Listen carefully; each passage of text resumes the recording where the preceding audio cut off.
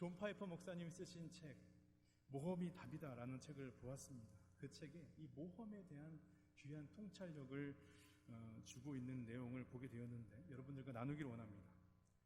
왜 모험이 존재하는가? 우리가 무지하기 때문이다. 우리가 미래를 안다면 모험도 없을 것이다. 모험이 가능한 이유는 앞으로 어떻게 될지 모르기 때문이다. 이 말은 곧 하나님은 모험을 하실 수 없다는 뜻이다. 하나님은 자신이 선택한 모든 일이 이루어지기 전에 그 결과를 아시기 때문이다. 따라서 전능하신 하나님은 모험을 할 가능성조차 없으시다. 그러나 우리는 그렇지 않다. 우리는 하나님이 아니다. 우리는 무지하며 당장 내일 무슨 일이 일어날지도 알지 못한다. 여러분, 이 글에 공감이 되십니까? 저는 읽으면서 그게가 이렇게 끄떡여졌습니다. 참 그렇다. 인간은 한치 앞도 모르고 살아가는 존재입니다. 1시간을 아니 30분이라도 우리가 미리 알 수 있다면 우리의 삶은 정말 많이 달라지지 않았겠습니까? 여러분 상상해 보십시오. 우리에게 30분 미래의 일을 알 수 있는 능력이 있다면 우리의 과거를 생각해 볼 때 내가 그때 그 선택을 안 했겠죠. 그 결정을 안 내렸을 것입니다. 그렇게 실수하지 않았을 수 있습니다. 그렇게 그 예상치 못하게 일어났던 그 사고를 피할 수 있었겠죠. 뒤통수 맞는 그 배신, 그것도 우리가 피할 수 있었을 것입니다. 뿐만 아니라 정말 사랑했던 사람을 우리가 그렇게 허무하게 보내고 평생 가슴치며 후회하는 일도 우리 가운데 없을 것입니다. 30분만 미리 알 수 있더라면 우리의 인생은 많이 달라졌을 것입니다. 그런데 이러한 생각은 공상일 뿐입니다. 가능한 생각이 아닙니다. 우리는 30분은커녕 단 1분 후의 일도 예측할 수 없는 그러한 존재들입니다. 여러분, 그렇기 때문에 우리가 그토록 쫓아 살아가는 안정, 우리가 그렇게 경험하기 원하는 진정한 쉼과 평안이라고 하는 것, 그것이 진정 우리 가운데 이루어질 수 있는 것인가 생각해 보는 것입니다. 당장 1분 후의 앞날을 알 수 없는데 우리 가운데 진정한 안정을 우리가 누릴 수 있습니까? 당장 30초 앞의 일도 모르는데 우리 가운데 진정한 쉼과 평안을 우리가 경험할 수 있겠느냐는 것입니다. 그러한 면에서 우리는 어쩌면 존재하지도 않는, 어쩌면 우리에게 단 한 번도 허락되지 않는 안정이라는, 평안이라는, 진정한 쉼이라는 허망한 신기루와 같은 것을 쫓아 달려오지 않았는가 생각해 봅니다. 존 파이퍼 목사님의 글에 따르면 오히려 이러한 안정이나 평안이라는 속성은 하나님께 가깝습니다. 왜 그럴까요? 하나님은 모든 것을 아시기 때문이죠. 하나님은 완전하시고 모든 것을 초월하신 창조자이시기 때문입니다. 반면 인간은 불완전합니다. 제한적입니다. 예측을 할 수가 없습니다. 그렇기에 우리에게 놓인 그 삶의 길은 늘 불안합니다. 걱정이 많고 염려가 됩니다. 늘 산 넘고 산 그 모험의 연속입니다. 여러분, 그런데 문제가 무엇입니까? 그러한 인간들이 하나님의 속성에 나아간다, 하나님의 자리에 서려고 한다는 것입니다. 누구나 생각하기를 나도 안정적인 인생을 살아보고 싶다, 어떻게 하면 안정적인 노후를 보낼 수 있는가 고민하죠. 고민할 수 있습니다. 저도 그런 고민합니다. 그런데 문제가 무엇이죠?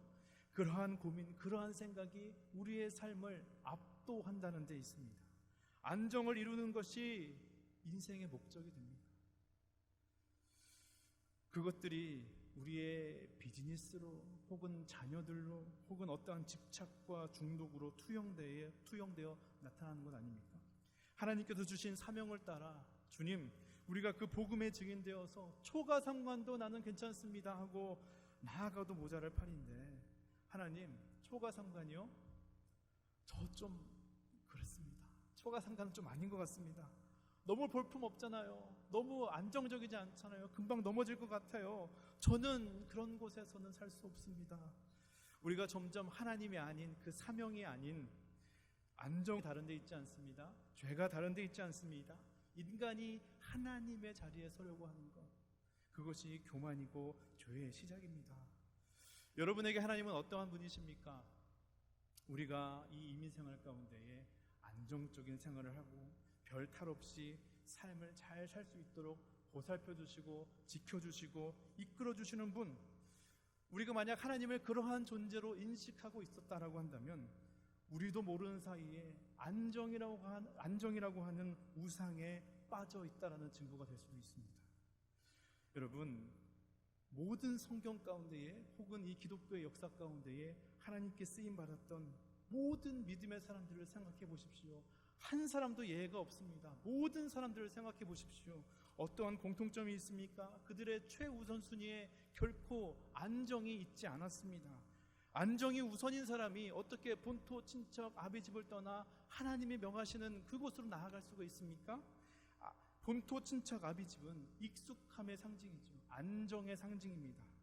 그러나 아브라함은 어떻게 합니까? 하나님의 말씀만 의지하여 하나님이 명하시는 그곳으로 나아갑니다. 익숙함을 떠납니다. 안정을 버렸습니다. 하나님께서 모세에게 나타나셔서 말씀합니다. 애굽에 있는 내 동족 이스라엘 백성들을 인도해내라. 그때 모세의 삶을 생각해 봅니다. 모세는 애굽에서 사람을 죽이고 도망쳐 나와 40년을 타지에서 살아갔지요. 그곳에서 그야말로 맨손으로 일구었습니다. 맨손으로 많은 재산도 모았고요, 큰 가정도 이루었고요, 안정적인 삶의 기반을 닦을 수 있었습니다. 그러나 하나님께서 나타나서 그에게 말씀하실 때 모세는 모든 것들을 버려두고 애굽으로 나아가더라는 것입니다. 약 한 달 뒤인 7월 20일 날 저희 교회에서 아주 뜻깊은 행사가 있습니다. 연회에서 주최하는 미션 U 선교 행사가 있습니다. 바라기는 많은 분들께서 이 선교 학교에 참석하셔서 다시 한번 선교에 대한 마음을 뜨겁게 품기를 원하는데요. 이번 주제가 보니까 부활의 실천, 변화를 위해 연합된 여성들입니다. 여성들. 제가 그러면서 생각났던 것이 있습니다. 제가 예전에 수요 강의를 통해 전한 적이 있었는데요. 기억하시는 분들이 있을 것입니다.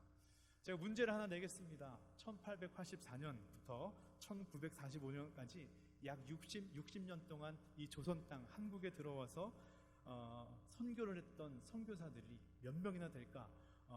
보니까 이 기록된 숫자, 문서에 남아있는 선교사는 1529명이라고 합니다.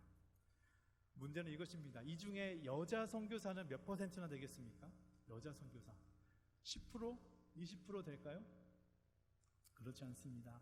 약 73%, 약 1100명이 넘는 선교사들이 여인이었습니다. 한국 기독교가 여자들에게 잘해야 됩니다. 여러분, 잘해야 됩니다. 여성분들을 섬겨야 됩니다. 여성분들 아멘이시죠? 네. 여러분, 이 선교를 생각해 보십시오. 안정을 최우선에 두는 사람이 선교를 갈 수 있습니까? 안정이 최우선인 사람이 선교에 마음을 품고 생판 굳이 모르는 땅으로 가서 민족에게 향해 가서 한평생을 그들을 위해 헌신할 수 있겠습니까? 절대 그럴 수 없죠. 로마 시대 기독교 박해를 피해 도망갔던, 흩어졌던 기독교인들의 삶을 보십시오. 그들이 믿음을 지키기 위해 어디로 나아갑니까? 무덤으로 나아갑니다. 땅을 파고 땅 속으로 들어가서 그들이 살았습니다. 여러분, 기억하십시오. 하나님의 나라는 단 한 번도 안정을 삶의 최우선순위로 놓고 살아갔던 사람이나 교회를 통해 확장된 역사가 없습니다. 하나님은 단 한 번도 그러한 성도, 그러한 교회를 사용하지 않으셨습니다. 정확하게는 사용할 수가 없는 것이죠. 우리에게 왜 변화가 일어나지 않는가? 왜 우리는 하나님을 믿고 교회에 다니지만 여전히 두려움 가운데 있고 여전히 불안함 가운데 있는가? 하나님을 믿기 전과 후의 삶이, 주일에 교회 다니고 또 교회 나가서 만나는 신앙의 공동체, 커뮤니티가 생겼다. 이것 외에 아무것도 달라진 것이 없다면 우리의 신앙이 잘못 가고 있다는 명확한 증거입니다. 하나님께서 우리를 부르신 이유가 있습니다. 그 이유는 안정을 취하기 위해, 머물게 하기 위해, 현재 삶에 안주하기 위해 우리를 부르신 것이 결코 아닙니다. 하나님은 역동적인 신앙의 모험 가운데 우리를 초청하셨습니다. 제가 좋아하는 찬양이 있는데요. 찬송가 저 장미꽃 위에 있습니다. 우리 잘 아시는 찬양이죠. 이 3절의 가사가 이렇습니다. 밤 깊도록 동산 안에 주와 함께 있으려 하나 괴로운 세상에 할 일 많아서 날 가라 명하신다. 밤 깊도록 동산 안에 주와 함께 있고 싶지만 괴로운 세상에 할 일 많아서 날 가라 명하신다. 우리가 안주하고 싶고 머물고 싶고 안정을 추구하려는 속성은 이 찬양의 이 가사의 전반에 해당합니다. 밤 깊도록 동산 안에 주님과 함께 있고 싶다. 이 변화산의 베드로의 고백이 그렇지 않습니까? 주여 여기가 좋사오니 주여 허락하시면 이곳에 초막 셋을 짓고 이곳에 살기를 원합니다. 그런데요, 주님의 마음은 결코 그렇지 않습니다. 주님은 이렇게 말씀하십니다. 괴로운 세상에 할 일이 많으니 내려가라. 괴로운 세상에 할 일 많으니 내려가라는 것입니다. 우리가 이렇게 하나님의 마음을 잘 알지 못해요. 오늘 본문인 이사야 55장은 하나님께서 이사야 선지자를 통하여서 선포하십니다. 이러한 선포를 하시는데요, 바벨론에 의해 나라를 빼앗기고 포로로 잡혀간 이스라엘 백성들이 이제 돌아올 것이다, 회복될 것이다, 다시 재건될 것이다, 이것을 선포하는 내용입니다. 다시 한번 보게 되면 너희는 여호와를 만날 만할 때 찾으라. 가까이 계실 때에 그를 부르라. 악인은 그의 길을, 불의한 자는 그의 생각을 버리고 여호와께로 돌아오라. 그리하면 그가 긍휼히 여기시리라. 우리 하나님께로 돌아오라. 그가 너그럽게 용서하시리라. 예수를 믿지 않던 성도가 예수를 믿게 되면 그의 삶에 변화가 일어납니다. 마음, 영혼 뿐만 아니라 외적인 변화가 일어납니다. 뿐만 아니라 구원받은 성도들도 마찬가지입니다. 구원의 여정, 그 성화의 여정을 걷게 될 때에 더욱더 하나님의 마음을 알게 되고 하나님의 속성을 알게 될 때에 우리는 닮게 되죠. 그래서 우리의 삶은 더 예수를 닮는 쪽으로 변화하게 됩니다. 그 변화가 어떻게 일어나는지 오늘 말씀이 이렇게 얘기합니다. 먼저는 모든 죄인들이 그들이 향하고 있던 그들의 길, 죄의 길에서 돌이켜야 된다는 것이죠. 그리고 그들의 불의한 생각들, 나만 생각했던 생각들, 세상의 생각들을 버려야 한다, 이렇게 말씀하십니다. 그리고 나서 여호와를 찾으라, 여호와를 부르라, 여호와께 돌아오라. 그리하면 여호와께서 긍휼히 여기시리라. 그가 너그럽게 용서하시리라. 2010년 정도에 나온 찬양이 있는데요, 제가 또 찬양 인도를 교회에서 하니까 찬양이 예화가 많습니다. 시선이라는 찬양이 있습니다. 이 찬양의 가사가 이렇습니다. 내게로부터 눈을 들어 주를 보기 시작할 때 주의 일을 보겠네. 내 작은 마음 돌이키사 하늘의 꿈 꾸게 하네.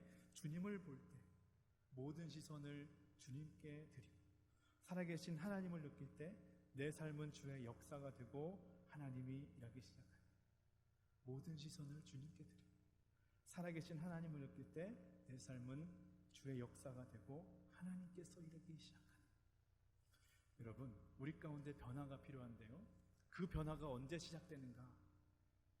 내게로부터 눈을 들어 주를 보기 시작할 때, 내게로부터 눈을 들어 주를 보기 시작할 때, 그때 변화가 시작됩니다. 한 산악인이 있었습니다. 그가 정복하지 못했던 높은 봉우리로 가기 위해서 오랜 준비를 하고 팀을 꾸렸습니다. 산을 올라갑니다. 그런데 도중에 예상치 못한 일들이 계속 생겨서 팀원들이 계속 낙오하게 되었습니다. 정상을 앞두고 마지막 캠프를 차렸는데 그 캠프 안에는 단 2명만 남았습니다. 그런데 그 남은 사람도 복통 때문에 마지막까지 갈 수가 없게 되었습니다. 이 사람이 정상을 코앞에 두고 어떻게 하나 고민하다가 결국 혼자 가야겠다 결정을 하고 혼자 그 봉우리를 향해 나아갑니다. 얼마나 날씨가 춥고 바람이 불고 산소가 부족한지 너무너무 힘듭니다.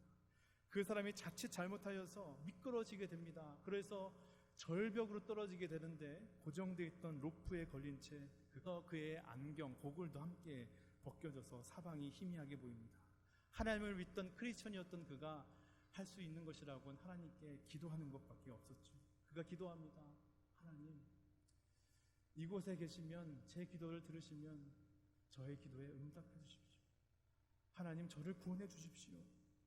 그러자 정말 하늘에서 하나님의 음성이 들리더라는 것입니다. 내가 너를 살려줄 수 있다고 믿느냐? 그렇습니다, 하나님. 하나님께서만 저를 살려줄 수 있습니다. 제가 믿습니다. 그럼 내 말에, 내 명령에 온전히 순종할 수 있겠느냐? 그럼요, 하나님. 무엇이든지 순종할 수 있습니다. 말씀만 하십시오. 그러자 하나님께서 이렇게 말씀하십니다. 그러면 내 허리에 묶여있는 그 로프를 풀어버려라. 순간 침묵이 흘렀습니다. 그리고 나서 이 사내가 어떻게 했는지 아십니까? 허리에 있는 로프를 더 꽉 묶었습니다. 풀으면 죽거든요. 다음날 구조팀이 이 남자를 찾았는데 이미 저체온증으로 사망한 후였습니다. 놀라운 것은 이 남자가 매달린 것이 불과 땅에서 2m 위, 그걸 풀렀으면 살 수 있었는데 꽉 묶는 바람에 죽었습니다. 여러분, 우리에게 변화가 필요하다. 우리 개인의 삶 속에, 가정에, 이 갈보리 교회의 변화가 필요하다. 뿐만 아니라 우리는 이 모험을 피할 수 없는, 태생적으로 모험을 피할 수 없는 존재이다. 또한 하나님은 우리에게 우리의 눈을 들어 하나님께 돌이킬 것을 요구하신다. 그것을 알았습니다. 그리고 그것을 인정하고 믿습니다. 그러나 여전히 나의 삶의 결단으로 우리의 삶의 모습 가운데에 진정한 변화로 이어지지 못한 이유가 여기에 있지 않습니까? 두려움 때문입니다. 무한 경쟁의 시대에서 내 앞에 주어진 길을 가는 것도 벅찹니다. 척박합니다. 치열합니다. 순간 방심하면 역전될 것만 같습니다. 그런 가운데 내게로부터 눈을 들어 주를 보기 시작한다. 그러다가 넘어지면 어떡하지? 그러다가 내 계획과 내 생각과 다른 길로 가게 되면 어떻게 되는 거지? 그러면 내 인생, 내 가족들 누가 책임지나? 우리가 변화를 마주할 때마다 하나님께서 주시는 그 감동에 따라 변화의 마음이 불쑥불쑥 찾아올 때마다 우리는 이 두려움이라는 큰 저항에 부딪힙니다. 우리가 늘 여기에 걸려 넘어지는 것 아닙니까? 이상준 목사님이 쓴 두려움 너머의 삶이라는 책이 있는데요. 제가 그 책을 보면서 두려움의 이유를 이렇게 정리하고 있는 것을 보았습니다. 첫째, 두려워하는 이유. 우리는 불완전하기 때문에 자주 두려움에 빠진다. 인간이 완전함을 갈망하는 것은 본래 우리가 하나님의 형상으로 지음받았기 때문이다. 인간은 하나님의 속성을 닮은 귀하고 소중한 존재들로 창조되었다. 그러나 뱀은 마치 우리가 선악과를 먹어야만 하나님과 같은 존재가 되는 것처럼 거짓말로 속였다. 그리고 이후로 모든 인류는 이 완전함에 이르러야 한다는 강박과 그것을 이루지 못할 것에 대한 두려움에 빠진 인생들이 되어버렸다. 둘째, 두려워하는 이유. 우리는 유한한 존재이기 때문에 두려움에 빠진다. 인생의 시간은 한정되어 있음을 알지만 지금 이 삶이 갑자기 끝날까 두렵다. 이제 그토록 바라던 집도 장만했고 아이들도 다 키웠는데 갑자기 덜컥 암이라도 걸릴까 두렵다. 우리가 소중하게 생각하는 것들의 마지막 순간이 올까봐 언제나 두렵다. 세 번째, 모든 것이 불확실하기 때문에 두렵다. 우리는 미래를 알 수 없다. 한치 앞을 볼 수 없고 한 걸음 앞이 길인지 벼랑 끝인지 아예 길이 없다. 원수는 우리 마음에 미래에 대한 두려움을 심어서 우리 스스로 현재라는 삶을 외면하고 포기하게 만든다. 미래를 확신할 수 없어서 두려워하는 삶의 악순환이 반복된다. 이러한 이유로, 또한 저러한 이유로 우리의 정신과 우리의 마음과 우리의 영혼을 두려움이 장악하는 것입니다. 그리고 세상이라는 이름의 로프가, 우리의 자아라고 하는 이름의 로프가, 안정이라고 하는 이름의 로프가, 물질과 명예, 내 자존심, 사람들의 시선이라는 로프가 우리의 삶을 얽어매고 있습니다. 우리를 붙들고 있습니다. 우리를 자유하지 못하게 합니다. 우리는 이것을 깨달아야 합니다.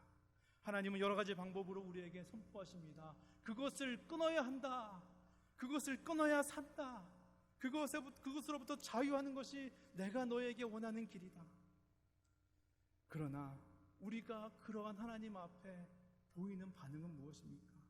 오히려 그 로프를 다시 꽁꽁 동여매는 것 아니겠습니까? 그러한 저와 여러분들에게 하나님께서 말씀하시는 음성이 있습니다. 오늘 8절의 말씀.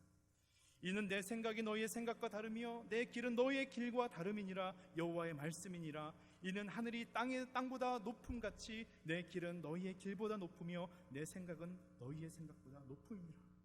하나님께서 우리에게 말씀하십니다. 내 생각이 너희의 생각과 다르다. 내 길이 너희가 생각하는 그 길과 다르다. 그런데 우리가 여기서 주목해야 될 포인트는 이 다르다라는 것이 아닙니다. 9절의 말씀과 같이 하나님의 길이 우리의 길보다 높다는 것입니다. 하나님의 생각이 우리의 생각보다 깊다는 것입니다. 여러분, 변화에도 순서가 있습니다. 먼저는 내게로부터 눈을 들어 주님을 보기 시작하는 것, 그것이 변화의 첫 번째 시작입니다. 그렇게 되면 누가 보입니까? 나의 길보다 높고 나의 생각보다 깊으신 크고 위대하신 하나님을 우리는 마주하게 됩니다. 그 크신 하나님을 우리가 제대로 마주하게 되면 우리는 그 하나님께 무릎 꿇을 수밖에 없습니다. 순복할 수밖에 없습니다. 그 하나님을 경외할 수밖에 없습니다. 그렇지 않겠습니까? 그렇게 되면 자연스럽게 따라오는 삶의 변화가 있으니 순종입니다. 우리는 그렇게 되면 순종할 수 있습니다. 이 과정이 우리가 변하게 되는 과정입니다. 그런데 안타까운 것이 있는데 그 변화의 과정 가운데에 우리가 할 수 있는 것이 아무것도 없다.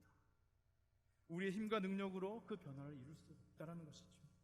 우리가 변화의 필요를 알고 그 방법을 알지만 변화하지 못하고 여전히 익숙함과 두려움에 갇혀 살아가는 이유가 여기에 있는지도 모르겠습니다. 그 변화를 내가 하려고 했어요. 내 의지와 내 힘으로 마치 생활계획표 세우는 것처럼 내가 하려고 했기 때문에 우리가 변화할 수 없었다는 것입니다. 오늘 또 다른 본문인 고린도후서 1장 18절 이하는 이렇게 말씀합니다. 제가 한번 읽게 될 텐데, 봉독하게 될 텐데, 예라는 단어를 주목하면서 보기를 원합니다. 하나님은 미쁘시니라. 우리가 너에게 한 말은 예하고 아니라 하며 우리 곧 나와 실와노와 디모데로 말미암아 너희 가운데 전파된 하나님의 아들 예수 그리스도는 예하고 아니라 함이 되지 아니하셨으니 그 얘기는 예만 되었느니라. 하나님의 약속은 얼마든지 그리스도 안에서 예가 되니 그런즉 그로 말미암아 우리가 아멘하여 하나님께 영광을 올리게 되느니라. 우리를 너희와 함께 그리스도 안에서 굳건하게 하시고 우리에게 기름을 부으신 이는 하나님이시니 그가 또한 우리에게 인치시고 보증으로 우리 마음에 성령을 주셨느니라. 사도 바울은 하나님의 신실하심을 고린도 교회 성도들에게 선포하고 권면하면서 이 예라는 표현을 씁니다. 영어 성경을 보면 yes예요. 하나님께서 얼마나 신실하신 분이신가, 우리를 향하신 그분의 말씀, 그분의 약속, 거기에는 no가 없다, yes밖에 없다. 다시 말하면 하나님의 말씀과 약속에는 거짓이 없다, 거기에는 속임이 없다, 분명하다라는 것을 강조하고 있는 표현이죠. 신학자들은 이것을 divine yes, 신적인 긍정, 하나님의 긍정이라고 표현합니다. 한 가지 더 주목해 볼 것이 있습니다. 예가 되었다라고 할 때 이 시제를 보게 되면 현재 완료형의 시제로 씁니다. 현재 완료가 무엇입니까? 과거에 일어난 어떤 사건이 현재까지도 어떠한 형태로든 영향을 주고 있을 때 현재 완료의 시제를 쓰죠. 무슨 말입니까? 말씀 가운데 나타난 이 divine yes, 신적 긍정은 지금까지도 저와 여러분에게도 이 시대에도 유효한 하나님의 긍정의 말씀이다, 하나님의 긍정의 약속임을 오늘날 저와 여러분들에게도 예스가 됩니다. 예가 됩니다. 그러므로 말씀은 이 약속의 수혜자인 저와 여러분들이 그 말씀 앞에 어떻게 반응해야 되는가? 20절 말씀, 그런즉 그로 말미암아 우리가 아멘하여 하나님께 영광을 돌리게 되느니라. 우리가 뭘 하면서 영광을 돌린다고요? 아멘. 아멘. 사랑하는 성도 여러분, 오늘 우리가 하나님 앞에 나와왔습니다. 하나님을 만나기 원하고 하나님의 음성 듣기 위해 이 자리에 나왔지요. 오늘 저에게 주시는 이 말씀 가운데에 우리를 부르시고 권면하시고 도전하시고 우리의 삶을 흔드시는 하나님의 마음이 깨달아지기를 원하는데요. 이사야의 말씀 6절, 너희는 여호와를 만날 만한 때에 찾으라. 가까이 계실 때에 그를 부르라. 악인은 그의 길을, 불의한 자는 그의 생각을 버리고 여호와께 돌아오라. 여러분, 우리 가운데에 우리의 길로만 나아갔던 우리의 발걸음이 있습니까? 우리의 마음 가운데 불의한 생각들, 세상의 생각들이 있습니까? 그것 버리고 여호와께 돌아오라고 말씀하십니다. 그리하면 그가 긍휼히 여기시리라. 우리 하나님께로 돌아오라. 그가 너그럽게 용서하시리라. 이는 내 생각이 너희의 생각과 다르고 내 길이 너희의 길과 다름이니라. 여호와의 말씀이니라. 이는 하늘이 땅보다 높음 같이 내 길은 너희의 길보다 높으며 내 생각은 너희의 생각보다 높음이니라. 여러분, 이 하나님의 말씀, 이 하나님의 약속은 저와 여러분들을 향한 신실하신 하나님의 약속의 말씀, 하나님께서 divine yes, 신적으로 긍정하시는, 약속하시는 지금도 유효한 하나님의 약속임을 기억하시길 바랍니다. 마지막으로 하나님은 그럼에도 불구하고 의심하고, 그럼에도 불구하고 그 하나님께 삶을 온전히 드리지 못하는 우리의 연약함을 아시고 다시 한번 확실한 보증으로 말씀하십니다. 고린도후서 22절의 말씀, 그가 또한 우리에게 인치시고 보증으로 우리 마음에 성령을 주셨느니라. 여기서 보증이란 말은 원문으로 아라본이라는 말인데 오늘 말로 하면 디파짓, 계약금 이런 의미입니다. 무슨 말인가? 하나님께서 우리의 삶을 긍정하셨다라고 하는데 믿음이 약한 우리는 그럼에도 불구하고 의심하는 거예요. 믿지 못합니다. 그러니까 하나님께서 우리에게 디바인 예스, 신적 긍정으로 그것을 약속을 확약해 주실 뿐 아니라 보증해 주시겠다는 거예요. 하나님께서 그 약속에 보증금을 걸으셨습니다. 무엇으로 보증할 수 있습니까? 보증으로 우리 마음에 성령을 주셨느니라. 보혜사 성령님을 주님께서 보내주셨습니다.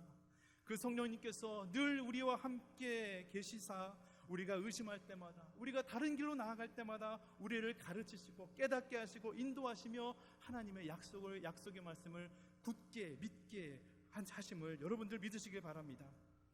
말씀을 마무리합니다. 여러분, 우리 개인의 삶뿐만 아니라 우리의 가정, 모든 삶의 영역 가운데, 이 나라 민족 가운데, 특별히 이 갈보리 교회 가운데에 변화가 필요합니다. 특별히 이 갈보리 교회는 지금 큰 변화의 과정을 지나가고 있습니다. 여러분, 하나님께서 온 만물을 창조하셨고 지금도 그 역사를 운행하고 계심을 믿으십니까? 그렇다면 이 변화의 과정도 하나님께서 이끄시고 계심을 믿으시길 바랍니다. 하나님께서 이 변화를 주관하신다면 우리가 그 변화 앞에 두려워할 이유가 무엇입니까? 성령님께서 도우시고 보증하고 계시는데 우리가 그 변화를 주저할 이유가 무엇입니까? 그러한 변화의 과정 가운데 하나님은 늘 그러하셨던 것처럼 믿음의 사람들을 택하여 사용하시는데요, 간절히 바라고 기도를 드리는 것은 그 하나님의 역사 가운데, 그 변화의 과정 가운데에 하나님의 악역을 여러분 맡지 마십시오. 하나님은 지금도 하나님의 역사를 이끌어갈 선한 사람들, 하나님께서 원하시는 역할을 우리에게 주시는데 어떤 분들은요, 굳이 그 많은 역할 중에 악역을 자처하는 사람들이 있습니다. 여러분, 하나님께 선한 도구로 붙들림 되기를 간절히 소원합니다. 우리로 하여금 변화를 주저하게 만드는, 우리를 얽매고 있는 세상의 수많은 로프들이 있습니까? 믿음으로 결단하시고 끊어내시길 바랍니다. 지금이 하나님을 만날 만한 때인 줄 여러분들 믿으시길 바랍니다. 간절히 바라고 기도를 드립니다. 익숙함을 지나 두려움을 넘어 하나님께서 인도하시는 적과 꿀이 흐르는 그곳으로 성령님과 함께 나아가는 저와 여러분 되시기를 간절히 소원합니다.